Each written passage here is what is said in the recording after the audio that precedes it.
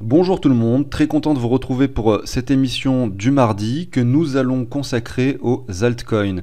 Ceux qui veulent en savoir plus sur le Bitcoin et ses prévisions pour finalement l'année 2024 et 2025, j'ai fait une émission à ce sujet hier, je vous invite à la visionner. Concernant les altcoins, dans quel contexte nous nous trouvons aujourd'hui?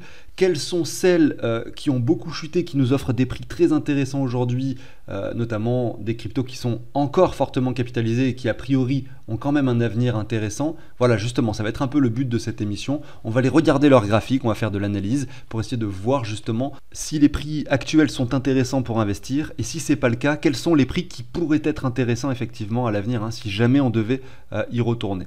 Donc je vais vous passer la très courte introduction. Pensez à vous abonner, à liker si le contenu vous plaît. Je vous dis à tout de suite.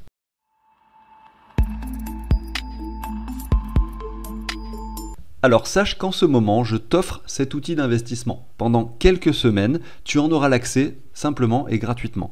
À quoi ça sert cet outil? Ça sert tout simplement à répertorier toutes les cryptos que tu possèdes, toutes les plateformes. Tout simplement, tu vas pouvoir entrer tes cryptos, tes plateformes et tes quantités. Et vu que les crypto-monnaies, sur cet outil, en fait, il y a un programme qui récupère automatiquement et qui actualise chaque heure le prix des cryptos, eh bien tu sauras où tu en es, tu sauras combien tu as de stable par rapport à combien de cryptos tu possèdes, ta répartition également Bitcoin, Altcoin, tes pourcentages, ça t'aide en fait à prendre les bonnes décisions au fur et à mesure sur le marché et savoir quelles transactions tu dois faire. Voilà, j'en parle assez quotidiennement sur la chaîne. Donc si ça t'intéresse, tu peux me faire un mail, cryptorganize, le nom de la chaîne, donc @gmail.com, tu me le demandes et je te l'enverrai gratuitement. Tu auras l'accès gratuit pendant quelques semaines tout simplement.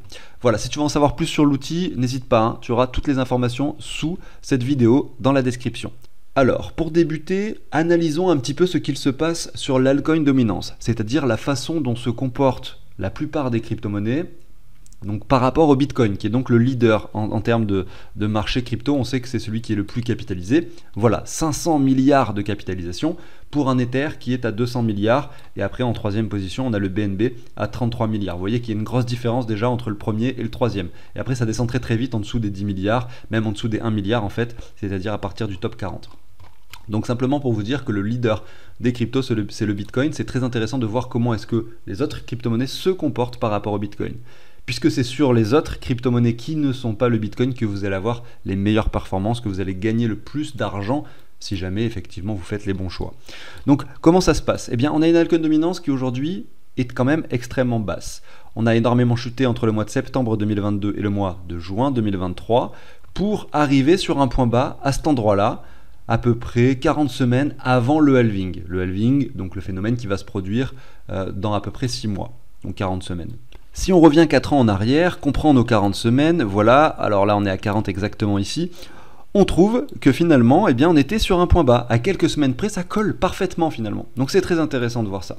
Ça montre que potentiellement, là, en fait, c'était le point bas de l'altcoin dominance. Potentiellement, je dis bien, parce que ça reste de la spéculation ici. En parallèle, on voit que le RSI était en survente. Également ici, le RSI venait d'atteindre la survente. Il y a vraiment les choses qui coïncident de façon très exacte et très parfaite. Donc ça me laisse penser que potentiellement, là, ça peut être intéressant d'investir dans les altcoins à assez grande ampleur. Par exemple, si vous avez un portefeuille composé majoritairement de Bitcoin, il serait peut-être temps de se poser la question de si vous ne pourriez pas, par exemple, le convertir au moins de moitié, voire plus, sur des altcoins, d'aller l'interchanger contre des altcoins. Notamment parce que, en parallèle, si on retourne, donc du coup, en août 2022, en août 2022, vous aviez un Ether qui valait 2000 $, peut-être même un peu plus, avec un Bitcoin qui était sur les mêmes niveaux qu'actuellement. Alors, je vous montre ça. Regardez, là, vous avez le mois d'août 2022. Là, actuellement, on est sur la même ligne. Vous voyez, la même ligne blanche. Donc, le Bitcoin a la même valeur. Par contre, l'Ether, lui, est 400 $ en dessous actuellement. Donc, vous avez une opportunité en or, en fait, pour investir dans les altcoins en ce moment. Le désintérêt s'est fait ressentir. Le Bitcoin, c'est le leader. C'est celui qui résiste le mieux à ce bear market, avec en parallèle, l'Ether qui subit un peu plus. Et là, je parle que de l'Ether, mais en fait, je veux parler de toutes les crypto-monnaies qui subissent encore plus que l'Ether. Et donc si une performance doit avoir lieu, si ici effectivement c'est le bottom des altcoins par rapport au Bitcoin, eh bien sachez-le, vous allez avoir de très très belles performances dans les semaines, mois et années bien sûr, parce que là on peut parler en années, sachant qu'on doit attendre quand même, il faut rester patient dans ce bear market qui est très long, mais en fait qui n'est pas plus long que les précédents bear market. On a toujours l'impression que c'est très long quand on est en plein dedans, mais en réalité c'est juste normal. Il y a pas de, c'est pas juste un bear market, c'est pas un bear market différent des autres. On est sur un contexte tout à fait similaire. Voilà. Donc ça c'était la petite intro concernant les altcoins. C'est pas pour vous convaincre qu'il faut acheter des altcoins maintenant, c'est pour vous faire simplement un état des lieux de ce qui se passe actuellement et de ce qui s'est passé il y a 4 ans. On pourrait même remonter à 8 ans, mais les altcoins ça n'existait pas à l'époque, donc impossible de le faire. On peut le faire sur le Bitcoin, mais pas sur les altcoins. Voilà. Maintenant, on va aller voir des altcoins individuellement, donc on va s'amuser un petit peu. On va aller voir quelques crypto layer 1, puis quelques crypto layer 2. Alors pour ceux qui ne savent pas ce que c'est, layer 1 c'est simplement que ce sont des blockchains à part entière qui ont leur propre réseau, qui ont leur propre validateur, leur propre nœud du réseau.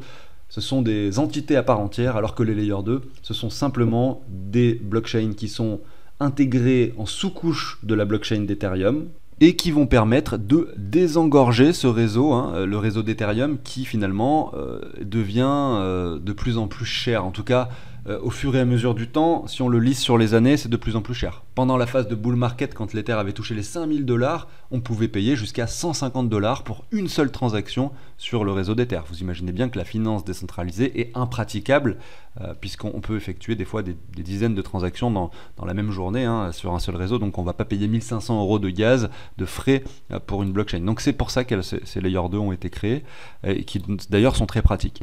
On va commencer par les layers 1, je vais regarder avec vous ici ADA Cardano.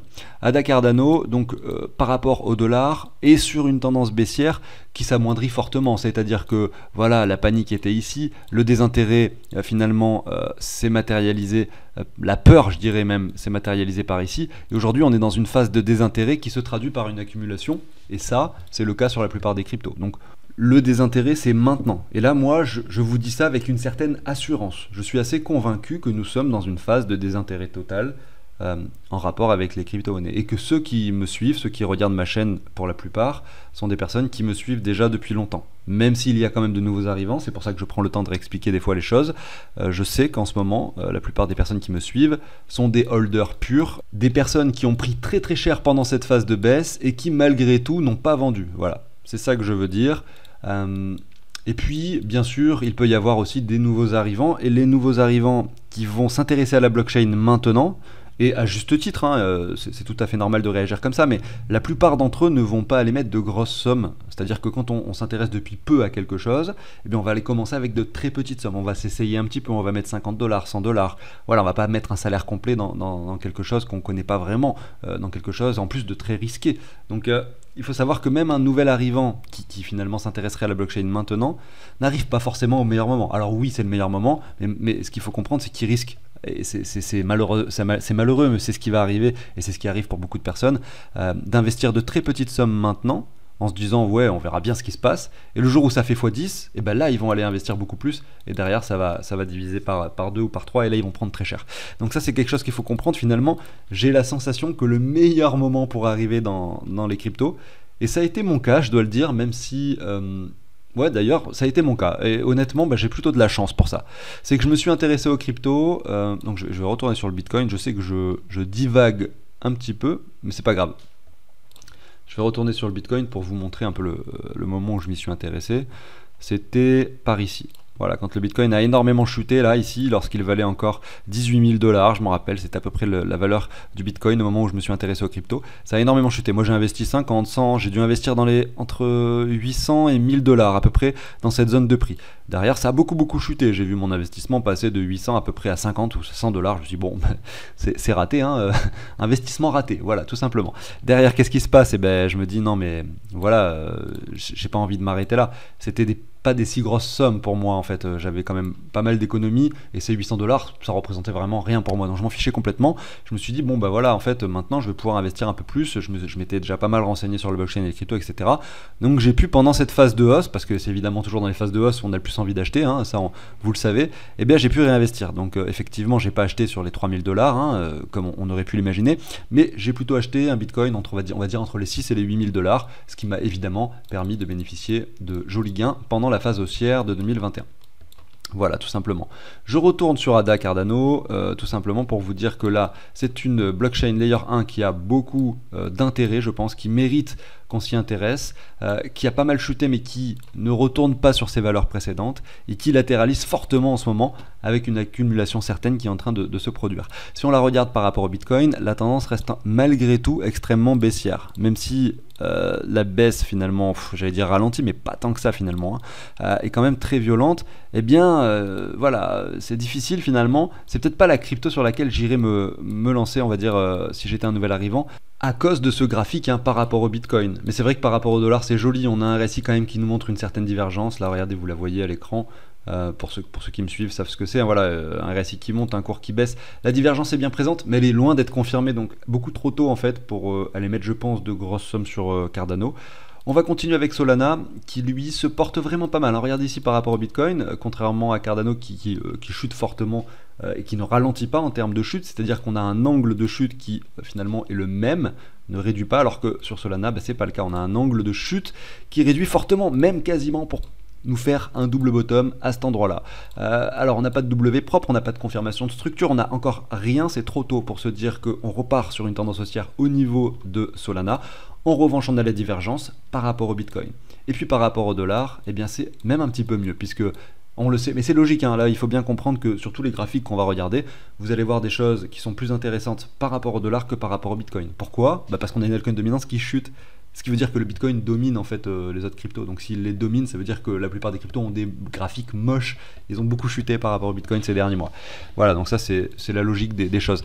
Donc par rapport au dollar, voilà, on a une sorte de ligne de tendance qui est en train de se dessiner, une hausse qui est en train de se matérialiser, tout en gardant à l'esprit qu'on a cette zone qui est une zone de résistance assez forte, puisque elle reprend les mèches, les trois mèches d'ici, la mèche d'ici également. J'aurais pu la monter un peu plus, cette ligne par exemple par ici pour également toucher la mèche qui se trouve là, et vous voyez qu'on touche également cette mèche là, on rebondit à la baisse, on est dans un canal, dans un triangle, et voilà. Donc Solana par rapport au dollar, je vous ai dit tout à l'heure que je vous parlerai de prix, on est sur les 20 $. Les 20 $, regardez, je zoome un peu sur ce graphique, qu'est-ce que c'est ? C'est quand même un niveau intéressant. C'est un niveau qui représente le bas de ses précédentes mèches, donc ici en mai 2021, lorsqu'on a eu finalement une grosse chute après l'euphorie de Solana, qui valait dans les 80 centimes donc, en janvier 2021 avant de performer.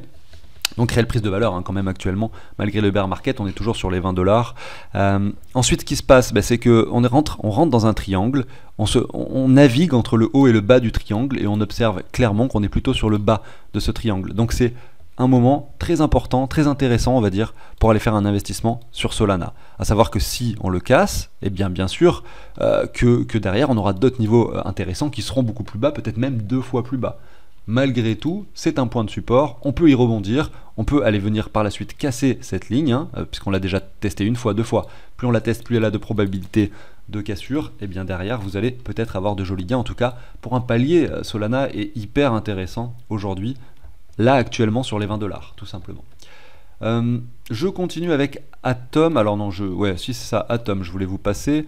Atom, vous voyez qu'on était sur des prix très intéressants qui ont été cassés par le bas. Ici, par rapport au Bitcoin, je commence avec Atom par rapport au Bitcoin. Puisque on est venu breaker cette ligne de tendance qui finalement reprend 2 points de touche. Maintenant, ça dépend comment vous voulez voir, comment on voit les choses, ça dépend comment est-ce que vous observez le graphique. En fait, il y a plusieurs façons de le voir. Soit vous mettez la ligne que j'ai tracée juste avant, avec les 2 touches, soit vous mettez par exemple celle-ci, qui du coup, également a 2 touches, mais regardez, là, cette ligne-là est assez intéressante. Pourquoi ? Parce que si vous la dupliquez, elle s'est positionnée toute seule au bon endroit, on voit qu'il y a également une autre zone également qui est intéressante, au niveau de cette deuxième ligne qui est donc une parallèle. On voit que là, on a eu donc une touche, 2 touches, 3 touches, 4, 5. Donc sur la ligne du haut, on a 5 touches. Voilà, à peu près, on a nos 5, voire même 6 ici avec cette mèche. Vous voyez, c'est assez intéressant. Sur la ligne du bas, on a une touche, on a cette mèche également, 2, 3, et là, on est sur une 4e. Vous voyez ici, on a eu un excès baissier en dessous à cet endroit-là. On peut très bien avoir un excès baissier de nouveau. C'est-à-dire que là, maintenant, ce qu'on peut faire avec ces 2 lignes, eh bien, c'est simplement... alors je vais reprendre celle du bas, en copier-coller une 3e, je sais pas où elle s'est mise, elle s'est mise là, et la positionner ici. Donc ça veut dire que potentiellement on peut très bien avoir cet excès baissier, et là on aura une zone de support évidente, puisque ça sera le prolongement de ce point là tout simplement. Voilà. Donc à voir ce qui va se passer sur Atom. On entre clairement, si on reprend le graphique long terme, dans une zone de prix qui est plus qu'intéressante pour investir, hein. Maintenant, si on regarde Atom USD, on va parler maintenant des prix par rapport au dollar, pour ceux qui aiment bien effectivement avoir des valeurs, hein, derrière, plus qu'un graphique, c'est bien d'avoir les deux. On est sur les 6,80. On a touché ici en septembre 2022 les 16 dollars. Vous voyez que pendant l'euphorie, on était sur les 45. Voilà.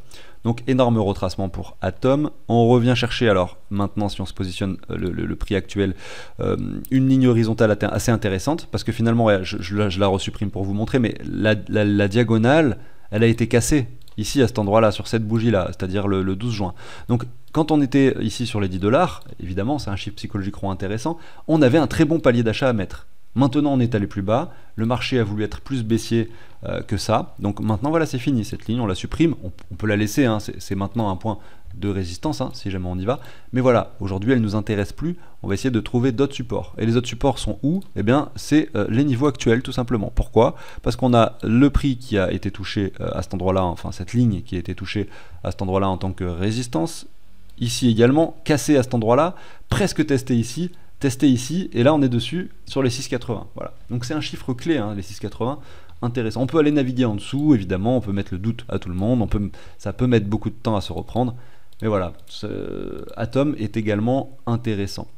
Je voulais vous montrer TRX, qui a un graphique tout à fait différent en fait, Tron. Donc vous allez me dire, ouais, c'est encore une crypto ancestrale, tu nous parles toujours de crypto ancestrale, on s'en fiche.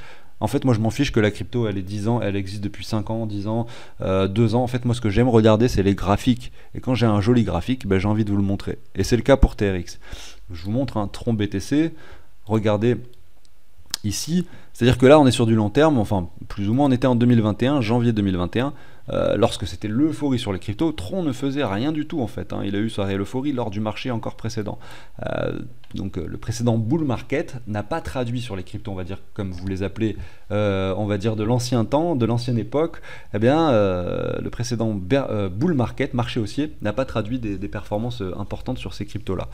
Mais il y en a beaucoup sur lesquels je me demande si finalement on n'a pas sauté un cycle. Et c'est vrai que sur Tron, bah voilà, le bottom c'était ici en janvier 2021, alors que c'était l'euphorie sur la plupart des cryptos. Eh bien le Tron lui était extrêmement bas. Alors il s'est jamais vraiment repris, hein. Lors de l'alt season de mai 2021, il est monté jusqu'ici, mais bon, c'était pas extraordinaire. Ensuite, on a eu en novembre, donc là en novembre 2021, c'était le sommet du Bitcoin. Voilà, Tron était ici par rapport au Bitcoin, c'était pas extraordinaire. Et en fait, il a vu ses performances débuter à partir du mois d'avril 2022, c'est-à-dire en plein bear market, vraiment contre-tendance quoi, hein. Contre-tendance pour aller chercher cette ligne de résistance.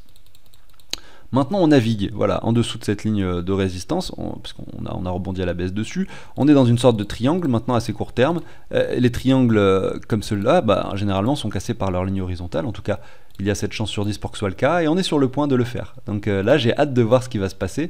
J'ai ce sentiment, effectivement, qu'on puisse réintégrer cette zone de prix. Et si c'est le cas, ça sera plus que bénéfique pour Tron. Tout simplement parce que vous voyez que c'est une grosse zone, hein, de résistance à casser. Maintenant, on n'y est pas, et je conseillerais à personne, évidemment, d'acheter du Tron maintenant, parce qu'on n'a pas la confirmation. Moi, ce que j'ai envie de voir, c'est la confirmation. La clôture au-dessus, par ici, là, une clôture par ici en hebdomadaire, traduirait probablement une continuation haussière. En fait, on pourrait essayer de jouer une continuation de tendance sur ce genre de token. Par contre, il y avait un autre moment où c'était intéressant d'acheter du Tron. Et j'en avais parlé sur la chaîne, d'ailleurs j'en achetais à ce moment-là avec mon portefeuille perso. C'était ici, voilà. On pouvait casser ça par le bas, et voilà, évidemment, hein, c'est pas parce que je dis que là c'est un bon moment que je vois, évidemment on voit que ça monte par la suite, donc on ne peut que dire que c'était un bon moment. Mais même si on avait eu ça par la suite, j'aurais dit c'est un bon moment ici, comme je vous l'ai fait sur Atom, etc. C'est pas parce que ça continue de chuter que finalement on a pris une mauvaise décision au préalable. Vous voyez? C'est pas parce que vous avez acheté de l'Atom à 20 $ qu'il repasse à 10 $ que finalement vous avez pris une mauvaise décision. Vous voyez, c'est ça qu'il faut bien comprendre dans l'investissement, c'est qu'on ne sait pas ce qui va se passer, on agit simplement par palier en fait. Donc pourquoi c'était un bon moment cette période? Eh bien tout simplement parce que si on reprend, regardez, la dernière hausse ici de Tron, on voit qu'on est venu chercher les 61,8. Bon, ça c'est la première chose. La deuxième chose, c'est qu'on peut prendre une ligne comme celle-ci, voilà, que je suis en train de vous tracer à l'écran, qui a été touchée une fois, 2 fois, et on vient la chercher une 3e fois. Voilà. Donc on a un point de confluence intéressant, c'était une zone de prix intéressante pour imaginer, considérer un investissement sur Tron. Je vais vous passer une dernière crypto-monnaie. Donc, ah oui, je ne l'ai pas fait avec les dollars, hein, on peut le regarder par rapport aux dollars. Pour ceux qui, pourquoi pas, aimeraient investir dans Tron, quels sont les prix intéressants? Voilà, et ben je vous le dirai, enfin je vous le dis de mon point de vue, c'est pas le prix actuel. Là on est sur 7,7 centimes, sachant que en novembre 2022 on était sur les 4,8 centimes. On voit qu'on a eu une hausse assez importante et que voilà, pas de retracement en perspective actuellement. Et ça m'embêterait moi personnellement d'aller investir maintenant dans Tron. J'aurais envie de voir ceci sur le graphique par rapport au dollar et c'est pas le cas. Donc restez patient, je pense, mais vraiment la zone qui m'intéresserait, donc oui, je vous l'ai pas dit, je vous ai montré, mais je vous ai pas dit le prix, entre les 6,4 et les 5,6 centimes grosso modo, vous avez un prix hyper intéressant, je pense, pour Tron. On va regarder maintenant les layers 2, alors je vais en faire peut-être, ouais, je vais en faire qu'une, parce que bon, bah, je suis déjà loin dans la vidéo. On va regarder Matic, voilà, Matic, qui aujourd'hui est quand même hyper intéressant, hein. On a l'Alcon Dominance qui chute, et Matic qui se trouve sur un niveau plus que pertinent. Voilà, pas besoin de discuter finalement longtemps sur ce graphique pour le voir visuellement en fait, hein. Vous avez TradingView, donc le petit logiciel donc intégré au navigateur que j'utilise actuellement. Vous allez dessus, vous marquez Matic BTC, vous voyez, vous avez le même graphique que moi à l'écran, vous pouvez zoomer. On est sur un point de support. On est sur un prix plus qu'intéressant, on est peut-être sur un W, sur une divergence potentielle ici par rapport au Bitcoin. Son prix par rapport au dollar nous traduit, regardez si on prend cette hausse où on est venu chercher les 1,56 avec tous les partenariats dont on parlait encore en février 2023. Et si vous étiez là en février et que vous suivez les actualités crypto, vous vous rappelez peut-être justement de cette euphorie, hein, en tout cas de cette euphorie médiatique. C'était incroyable, on voyait Polygon quasiment toutes les deux actualités, hein, à ce moment-là, avec tous les partenariats avec les grosses entreprises, etc., qu'il pouvait y avoir. Après, je ne me rappelle même plus les détails de tout ça. Moi, la seule chose que je me disais dans ma tête quand je voyais toutes ces actualités, c'était mais surtout ne pas investir dans Matic maintenant, quoi. Puisque on avait un graphique par rapport au Bitcoin qui montrait un sommet, hein. On était sur un ATH quasiment, évidemment que c'était pas le moment d'investir sur Matic. Voilà, maintenant on revient sur un prix intéressant, on n'en parle plus trop, mais sachez que voilà, les 55 centimes qui vous sont offerts sont a priori un prix intéressant pour Matic pour du long terme. J'arrive sur la fin de cette vidéo, j'espère que ça vous a plu. Si c'est le cas, pensez à vous abonner, à liker l'émission. Je vous souhaite une excellente journée, je vous dis à demain sur la chaîne. Ciao tout le monde.